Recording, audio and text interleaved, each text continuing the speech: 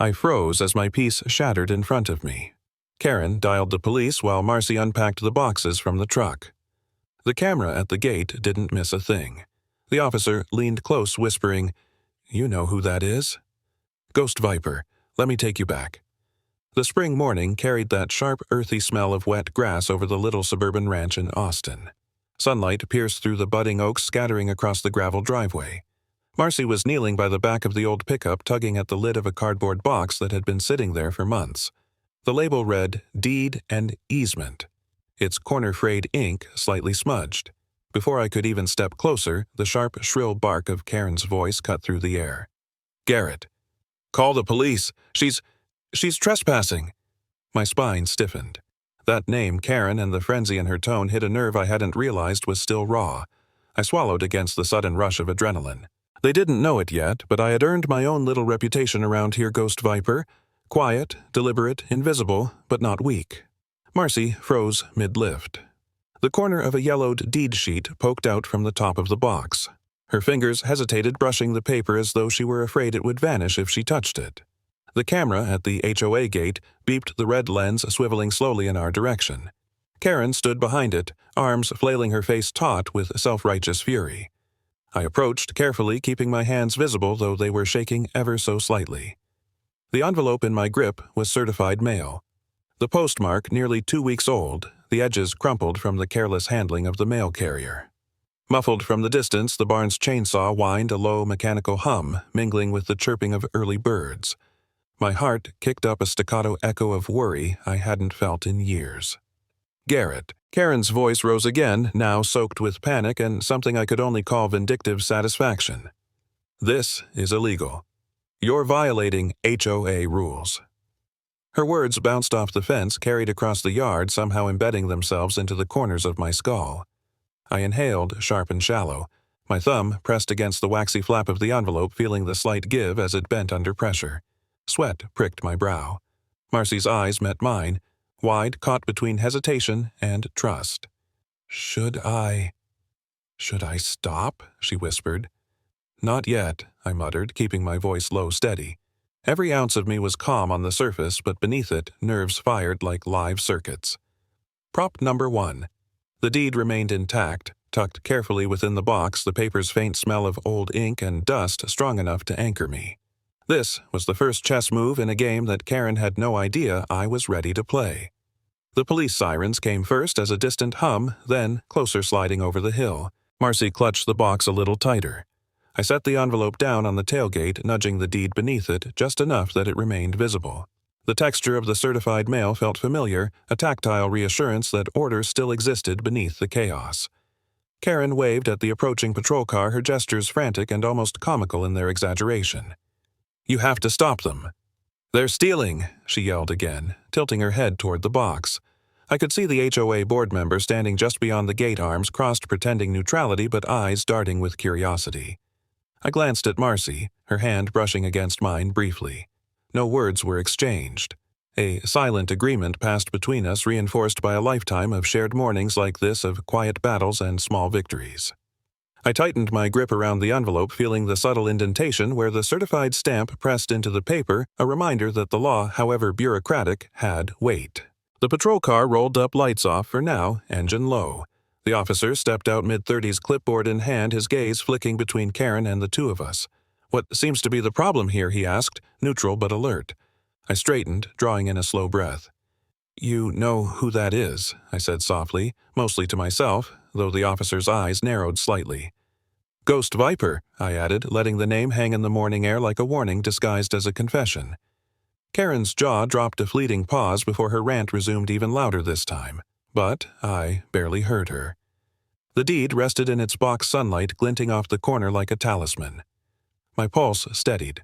Prop number 1 was still intact, a quiet signal that the first move in this subtle war was mine. Outside, the damp grass released its scent more strongly as the breeze shifted, mingling with the mechanical hum of the distant chainsaw. The HOA camera beeped again, recording everything. I could see it in my mind, every angle, every frame, the minute details that no one else paid attention to. My quiet hero instincts were kicking in. This was only the beginning, and just like that, the first wave of tension broke over me, a cold, thrilling current. Whatever this day would bring, it had already started propelling me into a fight I had been preparing for long before Karen realized I was capable of playing. The summer heat pressed down on our backyard patio in Austin, thick and sticky, carrying the rich scent of someone's barbecue from the neighboring yard. I swiveled my laptop, the screen glare making the words almost unreal. Complaint filed against property owner. Immediate action required. The email had arrived from the HOA board's secretary, crisp and formal, leaving no room for negotiation. Karen had been busy again, her accusations spreading like wildfire through the neighborhood grapevine. I leaned back in my chair, letting the hum of the air conditioning from the house mingle with the sizzling smells outside. Marcy perched on the edge of the patio bench, her hands clasped in front of her, giving me that subtle, reassuring squeeze that said, "We've faced worse together." I traced my eyes over the stack on the table, the old deed and easement, the crumpled HOA flyer, all neatly placed as if waiting for me to draw a line in the sand. Through the lattice of the wooden fence, I noticed movement. A few neighbors peeked discreetly, their faces unreadable eyebrows furrowed curiosity tangled with suspicion. Some glanced quickly at Karen, who prowled her own yard with that familiar self-righteous intensity. Others returned their eyes to me, flickers of calculation or tentative approval hidden in the corners of their gaze. It was subtle, almost imperceptible, but I saw it. The first hints that not everyone had swallowed Karen's narrative whole. I clicked open the email again, scanning each line with growing awareness. There was a misinterpretation of the deed language, a stretch of the HOA bylaws, and yet the weight of their words still pressed down. It wasn't the legality itself, it was the way community perception could turn a small infraction into a personal indictment. My chest tightened as I read a wave of frustration rolling over me. My fingers drummed on the table. How could a private document, a piece of paper, resting quietly for decades, become the catalyst for such chaos? Marcy's voice, soft yet firm, pulled me from spiraling. "Garrett, don't let them see you panic. You know your rights. You've got the documents, the proof. You can fight this." Her eyes met mine, steady, unwavering. I drew in a long, deliberate breath. She was right. Panic would achieve nothing. Clarity would. I leaned forward, pulling the deed slightly out from the pile so the late afternoon sunlight reflected off its surface. Prop number 1, still pristine, caught the light in a way that seemed almost symbolic, a reminder of what was mine to protect. The yellowed edges and carefully penned signatures became anchors for my resolve. Karen might have the loudest voice, but she didn't have the history, the records, or the quiet determination that came from years of careful attention. I opened a blank document on my laptop and began drafting notes, bullet points, forming slowly, each idea building upon the last. Misinterpretations of the easement, references to prior approvals, minor technicalities in the HOA covenants. All of it became ammunition in the mind's eye before it would ever reach a board hearing. I could almost hear the faint whirring of the ceiling fan above the distant crackle from someone flipping burgers next door, the subtle beep from the HOA gate camera, as if the universe itself were timing my moves. I glanced up at the neighbors again. A few had shifted, leaning closer to the fence as though trying to catch a better view of the documents, or perhaps my reaction. Their curiosity wasn't hostility, it was hesitation. The first spark of doubt igniting in the social ledger Karen had tried so meticulously to balance in her favor. A quiet thrill ran through me for the first time. Maybe someone besides Marcy was watching critically, seeing that the story wasn't as one-sided as Karen insisted. The tension was thick, yet beneath it a seed of hope began to grow. I realized that quiet observation, careful planning, and a calm presentation could turn the tables. This was not a confrontation born from anger, but a methodical, deliberate assertion of what was rightfully ours. The deed, the easement, the HOA documentation, all of it could be leveraged not with shouting or intimidation, but with reason and meticulous attention to detail. I closed the email and rubbed the bridge of my nose, letting the frustration ebb slightly. Marcy reached over, nudging the deed closer to my hand. I lifted it, turning it in my fingers, feeling the embossed seal, the weight of history and legitimacy. My eyes traced the lines, imagining the steps I would take, the letters I would write, the conversations I would have. Quietly, deliberately, the ghost viper within me stirred, ready to awaken from its long dormancy. And then, through the lattice, I caught a movement, a small, subtle nod from one of the neighbors who had been peering over the fence. Another leaned forward almost imperceptibly, their posture suggesting attentiveness, perhaps cautious alignment. Not yet fully allies, but not enemies either. A quiet hope sparked. The tide could turn if I played my cards with precision and patience. Even as the sun baked the patio tiles and the scent of BBQ mingled with the sweetened summer air, I felt a shift inside. The frustration and outrage Karen had tried to provoke still lingered, but now it had transformed.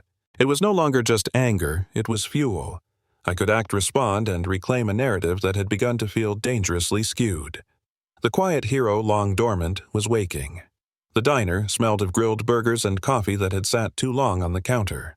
Fall sunlight filtered through the dusty blinds, casting a golden glow over Formica tables and scuffed vinyl booths.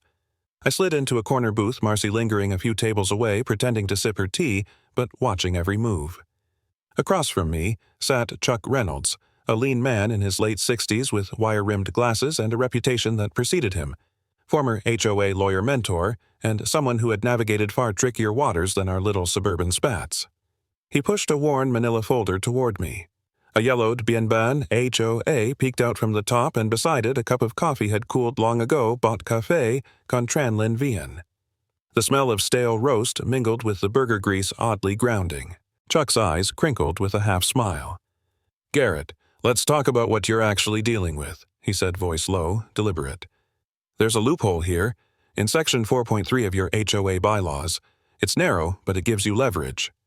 I leaned forward, pencil poised over a notepad, my hands betraying a faint tremor. The folder slid slightly, the paper rattling. Every crease, every stamped signature seemed heavier now, weighted with years of dormant authority.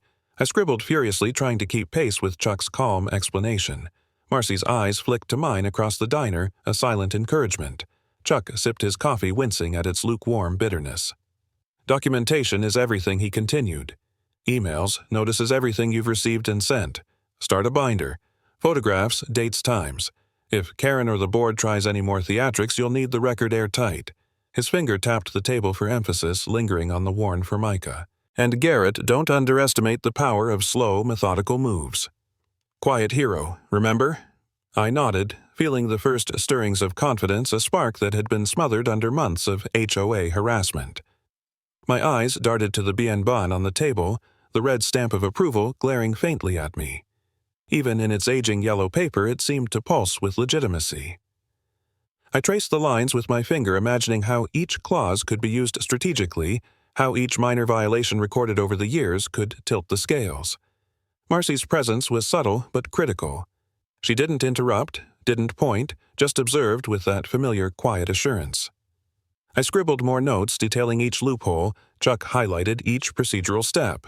He encouraged me to cross-reference the easement language with the deed, reminding me that HOAs often overreach because homeowners are unaware of the precise legal boundaries. "The key," he said, tapping the edge of the folder, "is clarity and documentation. Never let them dictate the narrative without counter-evidence." I opened a small certified mail receipt, its edges slightly crumpled from being carried in my jacket pocket. The weight of it grounded me, linking past frustration to present action. The deed and lien notices Chuck had pulled from the folder were crisp, the ink still vivid, yet they carried decades of precedent. I could almost feel the tension in the papers, the quiet potential to disrupt the narrative Karen had so meticulously crafted. A soft clatter from the kitchen reminded me of the diner's bustle. Conversation hummed around us, mostly ignored, as our corner became a bubble of focus. Chuck leaned back, the afternoon light highlighting streaks of gray in his hair, and surveyed me with a calm intensity. "Remember, Garrett, this isn't about fighting everyone at once. It's about methodical steps, controlling the documentation, and setting up your position for the moments that truly matter." I realized that for the first time in years, I felt a tangible sense of agency. The anger and frustration from Karen's complaints had shifted subtly into determination. Quiet hero wasn't just a label, it was a posture, a mindset. My fingers lingered on the pencil, poised to capture every detail, every nuance that could be called upon later. Chuck finally slid an envelope across the table, thick, weighted. "You'll need this," he said simply. I glanced inside, copies of the deed lien notices carefully organized. "Keep it separate, secure, and accessible. It's your backbone if the board escalates. Don't underestimate what solid documentation can achieve." I swallowed the edges of confidence, sharpening into purpose. The afternoon light dipped lower shadows stretching across the diner floor. Outside, the world carried on, unaware that a quiet, calculated revolution was brewing in a corner booth. My gaze flicked to Marcy again. She nodded, almost imperceptibly. I felt the quiet surge of resolve, the first real taste of proactive control. Chuck packed up his folder and notes, leaving me with the envelope and a final word. Start now. Garrett. The groundwork you lay today will decide how smooth the storm will be later. He patted the edge of the table, a tacit acknowledgement that I was capable of navigating the legal labyrinth ahead. As I watched him leave the diner, sounds seemed muted, replaced by the rhythm of my own heartbeat. The quiet hero within me was no longer passive. It was awake alert, ready to respond. The battle wasn't loud or violent, it was meticulous, deliberate, and precise. And for the first time I felt confident that I could tilt the scales, that Karen's noise wouldn't define the narrative any longer. The HOA community hall smelled faintly of old paper and varnished fluorescent lights buzzing overhead. Winter sunlight struggled through the tall windows, painting the room in a cold, clinical glow. I sat rigid in my chair near the back, Marcy's hand brushing mine briefly, her silent support, though it did little to calm the tight knot in my stomach. Across the room, Karen stood, posture impeccable, voice sharp enough to cut glass, addressing the board and the gathering neighbors. Garrett Latham has repeatedly violated the covenants and restrictions of this community, she announced, eyes sweeping the room. A hush fell. Neighbors exchanged uncertain glances. Some leaned forward, others froze mid-step. The weight of the accusation hit like a cold wind. I felt my hands tighten around a folder containing the latest evidence I had prepared, the certified mail receipts, deed copies, and lien notices Chuck had guided me to compile. My pulse quickened, and as I shifted slightly, my eyes caught the old wall clock. Prop number 2, a relic from the hall's early days. Its pendulum had always swung with quiet rhythm, but now, for reasons imperceptible to anyone else, it seemed to tremble. My fingers grazed the edges of the folder. The tremor mirrored the subtle vibration of the clock. A small, almost imperceptible prelude to the rift I felt widening around me. Karen's words continued slicing through the hum of fluorescent lights. Each accusation was a twist of the knife over-interpretation of minor violations, inflated claims, selective memory. The board secretary projected an email screenshot on the projector screen. Garrett Latham complaint filed. Urgent action required. The glowing pixels seemed to spotlight me personally, highlighting every perceived flaw. The certified mail envelope sat on the table in front of me, its bright red markings glaring like tiny warning lights. I felt the room shrinking, neighbors' eyes heavy with doubt, murmurs rippling through the seats. The isolation was immediate, suffocating. Marcy squeezed my hand once more. A brief reassurance, but the reality of being on trial in front of a familiar community pressed hard. My mind flashed back to Chuck's advice, the meticulous documentation, the binder with deed and lien notices, the step-by-step strategy he had outlined. This wasn't my first exposure to opposition, but it was the first time the stakes felt so personal, so communal. The clock's pendulum wavered again. Prop number 2's subtle tremor seemed almost sentient, echoing the fracture between the public perception and the truth I carried in my folder. The flickering fluorescent light caught the edge of the envelope, the red stamp of the law firm glinting sharply. I realized how precarious the situation was. Karen's accusations were public, the board seemed hesitant to intercede, and the neighbors were spectators. I was alone, yet the foundations Chuck had helped me build were solid, if invisible to anyone else. I opened one of the certified mail receipts, tracing the embossed numbers with my thumb. Each digit felt like a small anchor connecting me to proof that could not be ignored. I mentally rehearsed the steps Chuck had taught me and remained calm, present the evidence methodically, and never let the emotional weight of Karen's theatrics derail the logic of the case. My fingers brushed over the deed, the paper crisp, authoritative, a tangible reminder that rules and law, unlike gossip, were immutable. Karen's voice rose, crescendoing with practiced passion, and furthermore he has ignored repeated warnings about landscaping violations. The room reacted, gasps shifting, feet whispers. I felt a flare of anger and frustration, a mixture of being personally attacked and publicly undermined, but beneath it, a quiet, simmering determination ignited. The strategy, the mentor's guidance, the documentation, they were not just tools, they were lifelines. I glanced at Marcy. She met my gaze with a small, steadying nod. Even in isolation, I realized I wasn't entirely alone. There was a way forward. My mind returned to the wall clock, its subtle tremor reflecting my own inner rift. Prop number 2.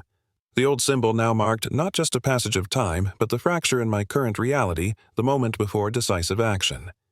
I felt the quiet hero within me awaken, fully ready to move from passive defense to deliberate counteraction. As Karen concluded her tirade, scanning the room for affirmation, I slowly straightened in my chair. The email screenshot and certified mail lay before me. The deed lien notices and previous HOA documentation were ready for presentation. The stakes were high, the isolation real, but the tools and strategy were in place. I could feel a shift despite the oppressive tension a path was opening. I took a deep breath, letting the cold air fill my lungs. The clock ticked audibly now, each second, a reminder that time was passing and the moment to act was approaching. I clenched the folder, feeling its weight as a symbol of readiness of preparation. The tremor of the clock seemed to synchronize with my heartbeat, reinforcing that the fracture prop number 2's rift was also the catalyst. "Time to act," I muttered under my breath, the words barely audible but carrying the full weight of resolution. The room continued to murmur Karen's eyes searching for weakness, but I no longer felt the same isolation. The quiet hero within me had aligned with the mentor's guidance, the artifacts of law, and the simmering support of my family. I was ready for the steps ahead. The afternoon sun slanted through the kitchen blinds, casting thin stripes across the countertops. The rich, bitter scent of freshly brewed coffee mingled with the faint aroma of dust from unopened files. I stared at the certified mail spread before me, the envelopes almost glowing red in the late spring light. Each bore the unmistakable stamp of urgency, HOA, special assessment, immediate payment required. My chest tightened. The numbers stacked like bricks, each one heavier than the last.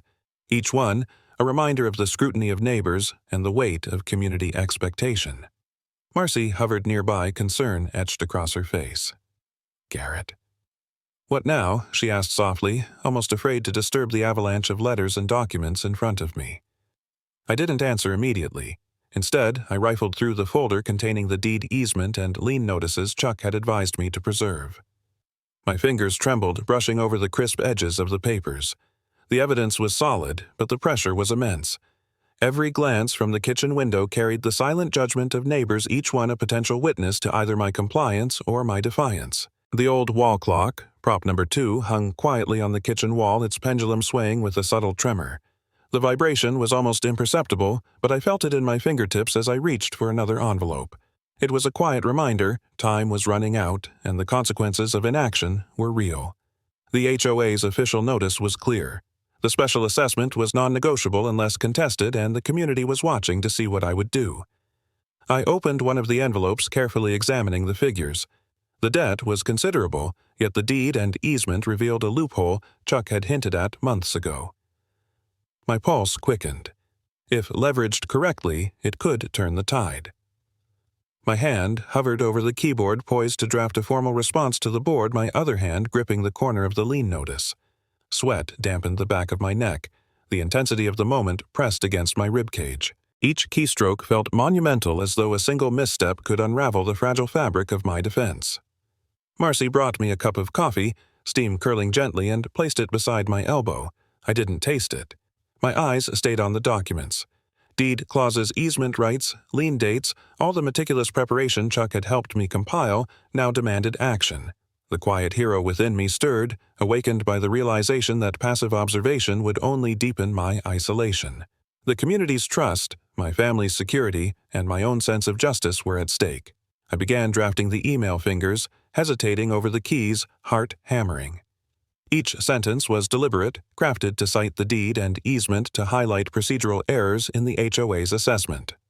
I paused occasionally, listening to the faint hum of the refrigerator, the distant barking of a neighbor's dog, each mundane sound juxtaposed against the monumental weight of legal and social pressure. My hand shook slightly as I attached scans of the lien notice, certified mail receipts, and the relevant sections of the bylaws. The physicality of the papers, the embossed numbers, the crisp folds lent a tangibility to the fight that mere words could not capture. Prop number 2 on the wall seemed to vibrate in rhythm with my pulse, a silent countdown toward an irreversible moment. I glanced at it, inhaling deeply. Every second spent deliberating was a second closer to default, closer to losing the leverage that could shift the balance. The quiet hero within me pressed forward, nudged by the mentor's advice and the meticulous documentation before me. I would not cower. I would act decisively. The petition I drafted was concise but firm, outlining the errors and presenting supporting documentation. It was my lifeline, a formal declaration that I would contest the special assessment and protect not only my property rights but also the integrity of the community process. My hand paused over the send button, the weight of the decision settling fully upon me. One wrong move, one misstatement, and the HOA's accusations could solidify branding me as the defiant neighbor in the eyes of all. Yet, inaction was a greater risk. I clicked send. The confirmation ping echoed in the kitchen louder than any hammering in my chest. The die was cast.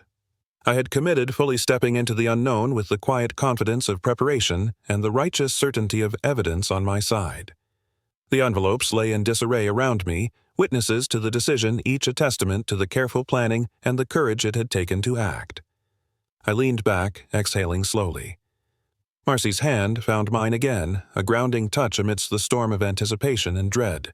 The community's gaze was invisible, yet palpable. The clock's pendulum swung steadily, its subtle vibration a final reminder that there was no turning back. Prop number 2. The symbol of rift and preparation now bore witness to the moment of commitment. No turning back now, I whispered, eyes drifting to the trembling clock, then to the stack of certified mail and scanned documents. The quiet hero had risen ready to face the scrutiny, the confrontation, and the ultimate test of patience, strategy, and resolve. Outside, the late spring sun dipped lower shadows stretching across the yard, marking time for what was to come. The HOA meeting hall buzzed with subdued tension as neighbors shuffled into the fluorescent-lit room.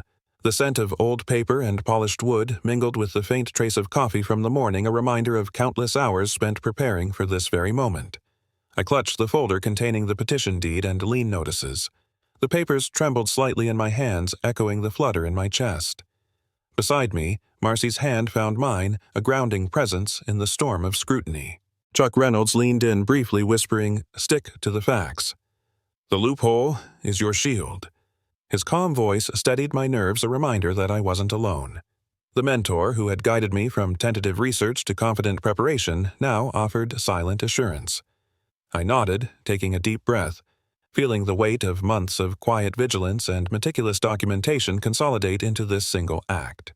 The board members' eyes swept the room, noting the community gathered behind the chairs.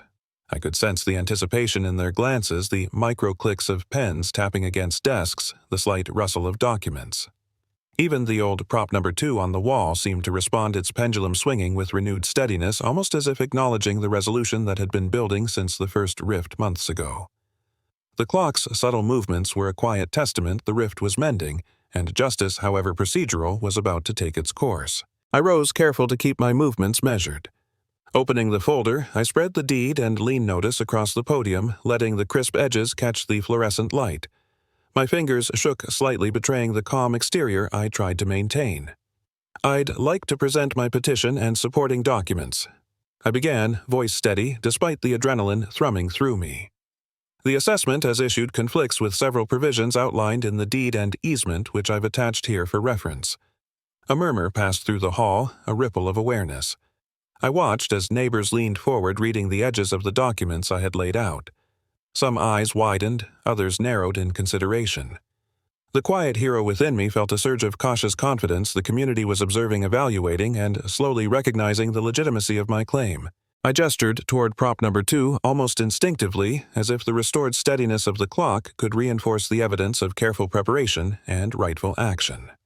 Chuck stepped forward succinctly, clarifying the loophole I had invoked. His words were concise but authoritative, framing the technicalities in a way that the board and community could grasp. I felt the tension shift subtly from skepticism to attentive focus. Micro-clicks of pens and murmurs of conversation signaled engagement rather than challenge. My pulse slowed slightly, relief weaving into the steady rhythm of responsibility and resolve.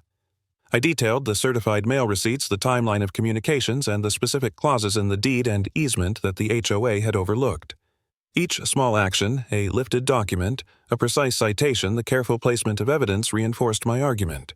Marcy's hand squeezed mine occasionally, a reminder of the support that had sustained me through isolation and pressure. The pendulum of prop number 2 swung in measured, almost ceremonial cadence, reinforcing the sense of order and justice, reclaiming its space. By the time I concluded, the room had shifted. Initial whispers and doubtful glances had transformed into nods and approving murmurs. The collective acknowledgement of due diligence and legality was palpable. A wave of catharsis swept through me. The quiet hero, who had moved cautiously methodically, was now visible in the eyes of the community. The tension, which had been coiled tight since the receipt of the special assessment, began to unwind. Karen sat across the hall, her posture stiffening as her eyes tracked the almost restored clock. The subtle restoration of prop number 2, nearly perfect in its swing, seemed to echo in her expression a mix of disbelief and begrudging recognition. She was confronted silently with the evidence and preparation she had sought to undermine, and the room now observed that confrontation. As the board began their deliberation, the initial skepticism of neighbors had largely transformed into cautious support. I could feel the release of pressure in the air, a collective exhale of acknowledgement that justice, procedural and social, had been asserted. The micro-clicks and murmurs had turned into nods and subtle applause, an organic affirmation rather than a staged response. Prop number 2 hung steady, a symbol not just of time passing, but of the restoration of balance and the tangible results of careful, measured action. Marcy leaned closer, whispering, "You did it. Look around, people see it." Her words resonated a quiet triumph in the midst of formal proceedings. The pendulum continued its measured swing, a physical affirmation of what the mind and heart had registered. The double climax, the culmination of months of tension, had manifested in both the legal realm and the court of public perception. Karen's frown deepened slightly, lips pressed thin as she recognized the implications.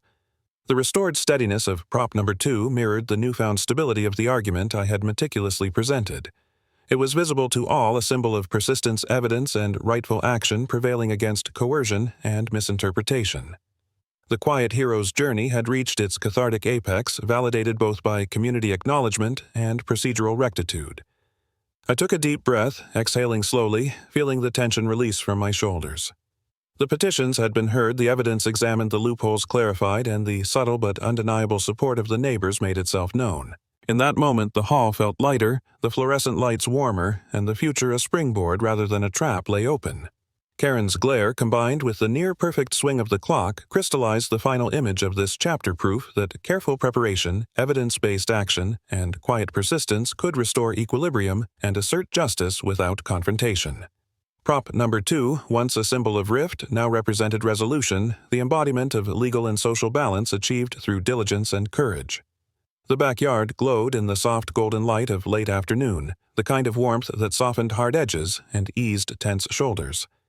I sat at the small patio table, the Tac Café note in front of me, steam curling lazily into the warm air. The scent of a distant BBQ mingled with the earthy aroma of trimmed grass, a familiar comfort after the storm of months past. The prop number 2 clock on the wall ticked steadily, its pendulum now fully restored, a silent testament to the rebalanced power within our community. Chuck Reynolds stood nearby, leaning against the railing with his hands folded, a quiet smile tugging at the corners of his mouth. "You've done well, Garrett," he said. "Now it's about sustaining it. Think about the community fund we discussed." His words were gentle but purposeful, nudging me toward the next stage, not just victory over an overbearing HOA, but fostering a positive legacy for our neighbors. I traced a finger along the edge of the coffee cup, savoring the tactile reassurance, and glanced at Marcy. She gave a subtle nod, her eyes reflecting relief and pride. Around us, neighbors moved with a newfound ease, chatting in low tones, rearranging chairs after the outdoor town hall we had held to discuss revised HOA guidelines. Their glances toward me carried curiosity, mingled with respect and acknowledgement of the quiet diligence that had brought us here. The fallout from the HOA hearing was palpable. Karen, once the dominant voice of accusation, seemed diminished, her posture subtly contracted as she spoke less and smiled rarely. The power she had wielded through intimidation and whispered threats had weakened. The community's trust was recalibrating, finding balance. I observed the subtle shifts, neighbors offering input freely, the board now consulting rather than dictating. Prop number 2's steady swing mirrored that equilibrium, a visual metaphor I couldn't help but appreciate. Chuck joined me at the table, passing over a small envelope. "Consider this your blueprint for the community fund," he said softly. Inside were notes, suggested steps, and a few contacts for local nonprofits. It wasn't flashy, but it was actionable. I nodded, fingers brushing over the envelope, feeling the weight of responsibility coupled with possibility. Quiet heroism, I realized, extended beyond confrontation. It required stewardship, follow-through, and subtle guidance that strengthened bonds rather than simply winning arguments. I reviewed the proposed HOA terms, making small adjustments with careful annotations. The process was methodical. I crossed out language that allowed arbitrary special assessments, added clauses ensuring transparency in board decisions, and highlighted sections for community input. Each pen stroke was deliberate, tangible, an extension of the strategic patience I had cultivated over years of preparation. The Tuck Cafe Nut, now cooling, bore witness to these small, decisive actions. Marcy hovered nearby, her presence a reminder of the personal stakes. "It feels lighter," she said, watching the evening light play across the repaired clock. I smiled, acknowledging the truth. The intense tension that had gripped our lives was ebbing. The community was no longer a theater of suspicion. It was a space where shared interests and mutual respect could coexist. Prop number 2, fully restored, seemed to affirm this, its rhythmic swing, marking both literal and figurative balance. Chuck leaned in, slightly pointing to the notes for the fund. "Engage the neighbors subtly," he advised. "Let them contribute ideas, and let them own part of the process. That's how influence stabilizes without friction." I absorbed the guidance, envisioning small gatherings, communal projects, and incremental improvements that would ripple beyond our backyard and strengthen the bonds within our neighborhood. A gentle breeze stirred rustling papers and brushing against my hand. I observed neighbors adjusting their chairs, exchanging smiles, and beginning to plan small activities together. The quiet approval was tangible, a collective acknowledgement that the scales had shifted and justice had been tempered by reconciliation. The tension that had once made the backyard feel like a battleground now softened into a sense of calm purpose. Karen lingered at the edge of the yard, her arms folded, lips pressed thin. Her gaze lingered briefly on prop number 2, now a perfect symbol of order restored. There was recognition there, though silent, and perhaps an understanding that her unilateral control had ended. She retreated quietly, leaving the space open for engagement and collaboration rather than confrontation. The community, I realized, was watching, learning, and ready to participate in a new rhythm of respect and shared responsibility. As twilight descended, casting long shadows across trimmed hedges and sunlit patios, I felt a rare lightness. The quiet hero within me had navigated suspicion-buoyed-up evidence and patiently documented every detail, culminating in not just legal or procedural victory, but the restoration of relational harmony. Prop number 2's swing seemed almost ceremonial, now a heartbeat syncing with the collective relief and renewed optimism of neighbors who had once hesitated, but now leaned in, curious and trusting. I sipped from the Tuck Cafe Nut, savoring both warmth and a sense of closure. Chuck gave a subtle nod, Marcy squeezed my hand, and the golden light danced across the repaired clock face. Stakes had been balanced, quiet courage recognized, and a foundation for community growth laid. The aftermath of confrontation had transformed into opportunity, and the narrative of fear and accusation had been rewritten into one of collaboration, trust, and incremental enduring influence. As evening settled, I allowed myself a private moment of contentment. The work wasn't done. Community stewardship is ongoing, but for now, the pendulum of prop number 2, steady and precise, mirrored the recalibrated balance of power. Karen's retreat, the neighbors' subtle gestures of trust, and the guidelines now codified within the HOA collectively marked the success of measured persistence. The quiet hero had not only survived scrutiny, but had helped shape a fairer, more resilient neighborhood. Morning sunlight poured through the tall windows of the community hall, scattering golden light across freshly polished floors. The scent of blooming flowers drifted in from the nearby garden, mingling with faint traces of coffee and pastries set out for the neighborhood gathering. Children's laughter echoed softly, punctuating conversations as neighbors moved between tables showcasing the newly established exhibition fund and memorial garden. Prop number 3, now fully restored, hung proudly on the wall, catching the first rays of spring and symbolizing both resilience and renewal. I stood near the center of the hall, Marcy beside me, both of us taking a quiet moment to absorb the scene. The emails confirming the deed and easement's secure status had arrived early that morning, digital certificates of legality that validated months of painstaking documentation and careful action. I allowed myself a small, private smile, feeling the weight of tension lift. After years of cautious observation, legal maneuvering, and quiet determination, the neighborhood now thrived in an atmosphere of trust and shared purpose. Neighbors mingled freely, exchanging ideas about future contributions to the community fund. Some were already planning educational workshops, while others discussed planting new sections in the memorial garden. The energy was constructive and warm, a stark contrast to the whispered suspicions and accusatory stares of years past. Prop number 3, perfectly aligned and gleaming under the sunlight, acted as a silent witness to this restored harmony, bridging the personal and collective sense of achievement. Marcy nudged me gently toward the front of the hall, where a small podium had been set up for community announcements. I held the latest HOA newsletter, its pages crisp and neatly formatted, highlighting updates to community regulations and acknowledging the successful safeguarding of property rights. The deed and easement were referenced subtly, a quiet reassurance that all legal bases were secured. I felt a deep sense of responsibility knowing that this transparency and attention to detail had nurtured the community's trust. Chuck Reynolds had arrived early, leaning against a wall with the calm demeanor that had guided me through past challenges. He caught my eye and gave a brief nod, a small acknowledgement of work completed and lessons learned. I remembered our early diner conversations, the envelopes of legal papers, the mentoring advice, all pieces now converging into this moment of public celebration and personal quiet triumph. I walked slowly among the neighbors, exchanging smiles and brief conversations. Children tugged at parents' sleeves to show off small art projects connected to the exhibition fund, and the gentle murmur of approval from adults reminded me that the community had not only healed but begun to flourish. Every handshake, every nod of recognition reinforced the idea that collective well-being had been restored through diligence, patience, and steady, principled action. Prop number 3 drew my attention repeatedly, its flawless surface reflecting the hall's bright morning light. The clock, once a silent emblem of tension and division, now stood as a symbol of resilience and shared achievement. I realized that in repairing it and restoring its function and presence, we had also mended a fragment of the community's fractured trust. Observing the interplay of light, shadow, and motion, I felt a rare clarity. Legal victory alone would have been hollow without this tangible, visible affirmation of restored harmony. Marcy leaned against my shoulder, her voice soft as she whispered about the garden's new benches and upcoming volunteer schedule. Her presence reminded me of the quiet stakes that had always motivated my efforts, the family, the friends, the broader circle of neighbors whose quality of life depended on fairness, diligence, and empathy. The ceremony was simple, understated, yet its impact rippled outward in ways that exceeded any formal documentation. I glanced at the exhibition tables, noting the meticulous records, the flyers explaining the fund's allocation, and the carefully displayed deed copies, a testament to transparency. Each artifact served as both a practical reference and a visual reinforcement of the community's collective security.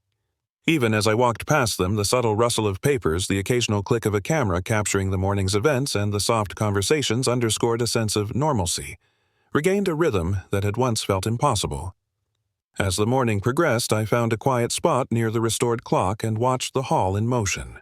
Children's laughter, the friendly debates over garden layout, and the occasional pop of champagne corks for the small celebratory toast all merged into a mosaic of contentment and cautious optimism.